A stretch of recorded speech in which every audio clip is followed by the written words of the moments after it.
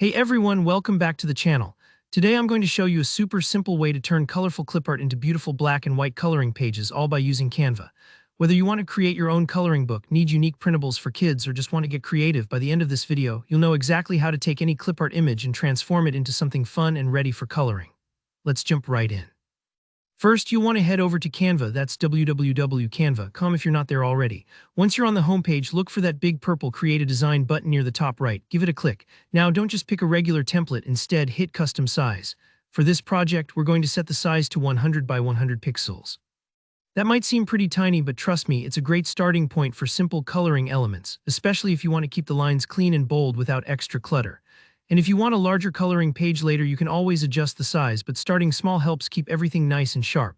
When you're ready, click Create New Design, and Canva will open up a fresh, blank canvas for you.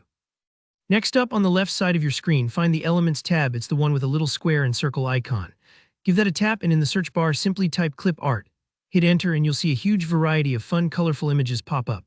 Go ahead and scroll through until you spot some clip art you like. Maybe you're in the mood for animals, flowers, or even something quirky like food icons. Just click on any element you want to use, and it'll drop right onto your canvas. Now here where the magic happens. We're going to take that bright, multicolored clip art and turn it into a clean monocolor outline that's perfect for coloring. Select your image on the canvas and look along the top menu for the Edit Photo button. Click that and a menu of editing options will appear. What you want to do first is turn your image mono. That means making it black and white. Depending on your clip art, this might mean selecting a preset filter like grayscale or street, or adjusting the color settings manually. What really matters is making sure all the color's gone and only clear lines remain. To make those lines stand out, let's boost the contrast and drain out any leftover color. Slide the contrast setting all the way up to 100. This will make the dark parts really pop while the light areas become even lighter.